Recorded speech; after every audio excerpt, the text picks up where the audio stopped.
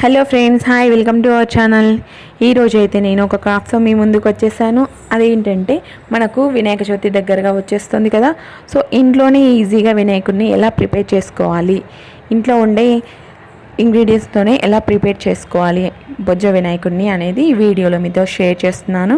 వీడియోలోకి వెళ్ళే ముందు ఒక చిన్న రిక్వెస్ట్ అండి. ఇప్పటివరకు కనుక మీరు నా ఛానల్ సబ్స్క్రైబ్ చేసుకున్నట్లయితే సబ్స్క్రైబ్ చేసుకొని బెల్ ఐకాన్ని ట్యాప్ చేయండి. ముందుగా ఒక బౌల్ తీసుకొని అందులో 1 కప్పు వరకు పసుపు తీసుకోండి. అంతేకాకుండా 1 కప్పు మైదా కూడా యాడ్ చేయండి. ఇవి రెండు అంతా మిక్స్ అయిపోయే విధంగా ఇలా మిక్స్ చేసుకోండి. ఇలా అంతా మిక్స్ చేసుకున్న తర్వాత కొద్దిగా వాటర్ యాడ్ చేసుకుంటూ పూరి పిండిలా గట్టిగా తడుపుకోవాలి. చపాతీ పిండిలా మెత్తగా తడుపుకోకండి. ఒకవేళ మీరు అలా తడుపుకున్నట్లయితే వినాయకుడిని చేసేటప్పుడు విగ్రహం అనేది సరిగా కూర్చోదన్నమాట, పడిపోతూ ఉంటుంది. ఇలా గట్టిగా తడుపుకోవడం వల్ల స్టిఫ్గా మనం ఎలా చేస్తే అలా ఉండిపోతుంది విగ్రహం అనేది. చూడండి, ఇలా గట్టిగా తడుపుకున్న తర్వాత 1 స్పూన్ వరకు ఆయిల్ వేసి మిక్స్ చేసుకోవాలి. ఇలా ఆయిల్ వేయడం వల్ల మనం విగ్రహం చేస్తున్నప్పుడు పైన సాఫ్ట్ టెక్స్చర్ అంటే నీట్గా కనిపిస్తుంది అన్నమాట.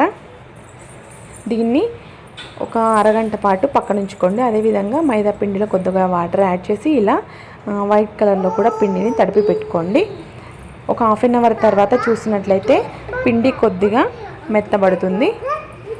తర్వాత వినాయకుడి బాడీ పార్ట్స్ కోసం ఇలా సపరేట్గా ముద్దలుగా చేసి ముందే పక్కన ఉంచుకోండి. తర్వాత ఇలా బేస్ కోసం ఇలాంటిది ఏదైనా బాక్స్ మీరు తీసుకోండి. లేదు మీ దగ్గర ఇలాంటిది లేదనుకుంటే నార్మల్గా పిండి ముద్దనైనా మీరు ఇలా పెట్టుకోవచ్చు. ఇలా పెట్టుకున్న తర్వాత వినాయకుడి పుట్ట అనేది చాలా పెద్దగా ఉంటుంది కదా. సో ఇలా రౌండ్గా చేసుకోండి. వినాయకుని పుట్ట చేసుకున్న తర్వాత కింద ఫ్లాట్గా చేసి ఇలా పెట్టేసేయండి. తర్వాత చెస్ట్ పార్ట్లో ఇలా సిలిండర్ షేప్లో పెట్టేసి ఇలా వీడియోలో చూపించిన విధంగా మార్కింగ్ అనేది ఇచ్చుకోండి. తర్వాత ఇలా లెగ్స్ని మనం అతికించుకోవాలి. ఒక కాలు కిందికి పెట్టినట్లుగా ఇంకో కాలు ఇలా పైకి, అంటే మనము కాలు మీద కాలు వేసి కూర్చుంటాం కదా, అలాంటప్పుడు ఏ షేప్లో ఉంటుందో వినాయకుడు ఆ షేప్లో ఇలా పేస్ట్ చేసుకోవాలన్నమాట, అంటే అతికించుకోవాలి. తర్వాత హ్యాండ్స్ని కూడా ఒక రైట్ హ్యాండ్ని ఇలా ఆశీర్వదిస్తున్నట్టుగా ఇలా పేస్ట్ చేసుకోండి. లెఫ్ట్ హ్యాండ్ని ఇలా చేతిలో ప్రసాదంగా పట్టుకున్నట్టుగా అతికించుకోవాలి. మీరు ప్రతిసారి అతికించుకునేటప్పుడు ఇలా చేతులని కొద్దిగా వాటర్లో తడుపుకొని ఇలా అతికించుకోవడం వల్ల ఈజీగా బాడీ పార్ట్స్ అనేవి అతుకుంటాయన్నమాట. తర్వాత ఇప్పుడు ఫేస్ పార్ట్ కోసం ఇలా రౌండ్గా చేసుకోండి. ఇలా రౌండ్గా చేసుకుంటే మనకు ఫేస్ అనేది బాగా కనిపిస్తుంది. కానీ ఇలా రౌండ్గా చేసుకోవడం వల్ల సరిగా నిలబడదు. సో మీరు ఇలా బేస్గా ఏదైనా అగ్గిపుల్లని కానీ అగరబత్తిని కానీ ఇలా గుచ్చి దానిపైన ఫేస్ని ఇలా స్టిక్ చేసుకోవచ్చు. తర్వాత ఇక్కడ ఇయర్స్ చేస్తున్నాను. వినాయకుడి చెవులు చాలా విశాలంగా ఉంటాయి కదా. సో ఇలా వీడియోలో చూపించిన విధంగా ఇలా చేసుకోండి. రౌండ్గా కాకుండా ఇలా వీడియోలో చూపించిన షేప్ చేసుకున్నట్లయితే వినాయకుడు చూడడానికి చాలా అందంగా కనిపిస్తాడు. చూడండి, ఈ విధంగా మీరు అతికించుకోవాలి. తర్వాత రైట్ సైడ్ కూడా సేమ్ అదే ప్రాసెస్లో అతికించుకోండి.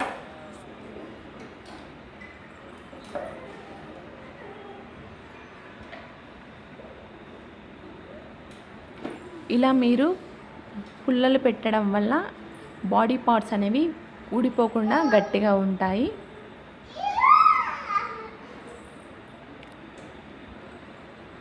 ఇలా అతికించుకోవాలన్నమాట. ఇలా అతికించుకున్న తర్వాత ఇలా చెవి దొప్పలాగా మనకు ఉంటాయి కదా. సో మన చెవులు అయితే ఎలా ఉంటాయో అలా అదేవిధంగా కొద్దిగా లోపలికి ప్రెస్ చేయండి. అప్పుడు మనకు రియల్గా వినాయకుడి చెవులలాగా కనిపిస్తాయి. తర్వాత తొండంగా ఇలా పెట్టుకోండి. తర్వాత కిరీటం కోసం ఇలా సన్నగా పొడుగ్గా ఇలా చేసిన తర్వాత దీన్ని తలపాగలాగా చుట్టుకోవాలన్నమాట వినాయకుడికి. ఇలా నీట్గా అరేంజ్ చేసుకోండి. దీనిపై నుంచి మళ్ళీ ఇలాగా పెట్టుకోవాలి.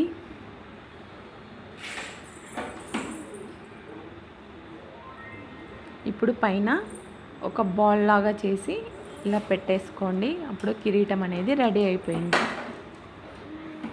ఇక్కడ దంతాల కోసం నేను బాస్మతి రైస్ని యూస్ చేస్తున్నాను. ఒకవైపు సగం దంతం మాత్రమే ఉంటుంది కదా, సో ఒకవైపు చిన్నగా ఒకవైపు పెద్దగా ఇలా బాస్మతి రైస్ని ఇలా పెట్టేసుకున్నాను. తర్వాత ఇలా స్టార్ అనీస్ అనేది మనకు బిర్యానీలో వేసే ఫ్లవర్ ఉంటుంది కదా, వాటిని ఇలా కట్ చేసి నేను ఐస్గా యూజ్ చేస్తున్నాను. నార్మల్గా అయితే లవంగాలు మిరియాలు కూడా పెట్టుకోవచ్చు, కానీ ఇలా పెట్టుకోవడం వల్ల గణేష్కి లుక్ అనేది చాలా బాగా వస్తుంది.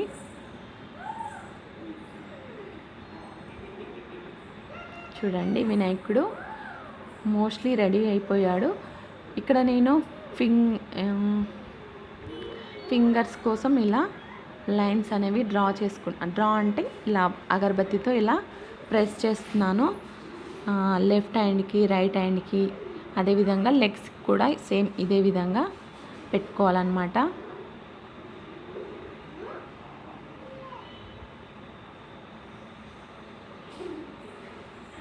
ఇలా నాభిలాగా ఉండడానికి అగరబత్తితో ఇలా ఒక హోల్ లాగా పెట్టేశాను.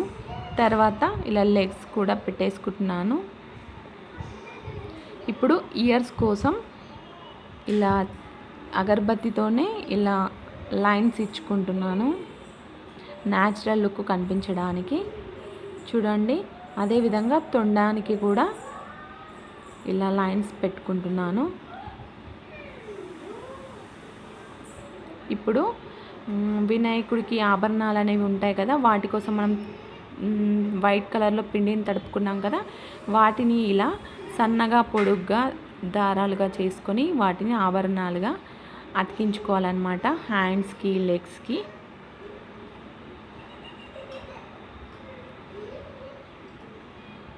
ఇలా వీడియోలో చూపించిన విధంగా నీట్గా ఇలా అతికించుకోండి. ఇలా ఇంట్లోనే మనం ఈజీగా వినాయకుడిని ప్రిపేర్ చేసుకోవడం వల్ల వాతావరణానికి కూడా ఎలాంటి కాలుష్యం అనేది ఉండదు. అంతేకాకుండా మనం వాతావరణాన్ని కాపాడిన వాళ్ళం కూడా అవుతాము. సో ఇలా అన్ని ఆభరణాలు పెట్టేసుకున్న తర్వాత, అంటే కాళ్ళకు చేతులకు ఇలా పెట్టేసుకున్న తర్వాత వినాయకుని మెడలో జంజిరం కూడా ఉంటుంది కదా, జంజిరం కూడా ఇలా పెట్టేసుకోవాలి. ఇంకా పైనుంచి వేరే ఏ ఆభరణాలు అనేవి నేను పెట్టట్లేదు, వినాయకుడు న్యాచురల్గా కనిపించడానికి. సో ఇలా పెట్టేసుకున్న తర్వాత వినాయకుడి చేతిలో లడ్డు ఉంటుంది కదా, లడ్డూకి బదులుగా ఇక్కడ నేను మోదక్ అనేది ప్రిపేర్ చేస్తున్నాను. ఎందుకంటే వినాయకుడికి మోదకులు అంటే చాలా ఇష్టం కదా, సో ఇలా మోదక్ షేప్లో చేస్తున్నాను. వైట్ కలర్ పిండి తడుపుకున్నాం కదా, దానితో చేసుకున్న తర్వాత ఇలా అగరబత్తితో ఘాట్లు పెట్టుకోవాలన్నమాట. ఇలా చిట్టి మోదక్ని రెడీ చేసుకొని వినాయకుని చేతిలో పెట్టేసుకోవాలి. తర్వాత ఎలకను ప్రిపేర్ చేసుకోవాలి. ఎలకను ప్రిపేర్ చేసుకోవడానికి ఇలా పిండిని సిలిండర్ షేప్లో చేసుకొని ముందు కొద్దిగా షార్ప్గా ఇలా ప్రెస్ చేసుకోండి. తర్వాత టైల్ లాగా ఇలా సన్నగా పొడుగ్గా చేసుకొని ఇలా వెనుక వైపు అతికించుకోవాలి. ఇలా అతికించుకున్న తర్వాత కాళ్ళ కోసం ఇలా కొద్దిగా పిండిని బయటికి నొక్కుకోవాలి. సపరేట్గా చేయాల్సిన అవసరం ఏమీ ఉండదు, మనం కాళ్ళని ఇలా ప్రెస్ చేసుకోవడం వల్ల. ఇలా చేసుకున్న తర్వాత ఎలక కూడా రెడీ అయిపోయింది. ఇప్పుడు ఎలకకు కళ్ళను అతికించడానికి, అంటే కళ్ళను పెట్టడానికి ఇలా పుల్లతో హోల్స్లా పెట్టుకోవాలి. ఈ హోల్స్లో ఇప్పుడు మనం ఆవాలు పెట్టేసేయాలన్నమాట. ఇప్పుడు ఎలక కూడా రెడీ అయిపోయింది. ఫైనల్గా గణేష్ రెడీ అయిపోయారు. ఇప్పుడు చేతికి స్వస్తిక్ని, అలాగే నుదుటన ఓంలాగా పెట్టేసి మూషిక కూడా తిలకాన్ని పెట్టేశాను కుంకుమలో కొద్దిగా వాటర్ కలిపి. తర్వాత పైనుంచి ఇలా మనం ఇంట్లో దూదితో వస్త్రం చేసుకుంటాం కదా, అదే వస్త్రాన్ని ఇలా వినాయకుడి మెడలో కూడా వేసేసాను. ఫైనల్గా ఇలా ఫ్లవర్స్తో డెకరేట్ చేసుకొని మనం ప్రిపేర్ చేసుకున్న వినాయకుడికి పూజ కనుక చేసుకున్నట్లయితే చాలా బాగుంటుంది, చాలా బాగా కూడా అనిపిస్తుంది. ఇలా ప్రిపేర్ చేసుకున్న వినాయకుడిని నెక్స్ట్ డే రోజు తప్పకుండా నిమజ్జనం చేసేసేయాలి, లేదంటే పిండి అనేది పులిసిపోతుంది కదా, సో బాగా అనిపించేది ఇంత కష్టపడి చేశాం కాబట్టి అలా పాడైతే. సో ఈ వీడియో కనుక మీ అందరికీ నచ్చినట్లయితే లైక్ చేయండి, షేర్ చేయండి, నా ఛానల్ని సబ్స్క్రైబ్ చేసుకొని సపోర్ట్ చేయండి. Thank you for watching.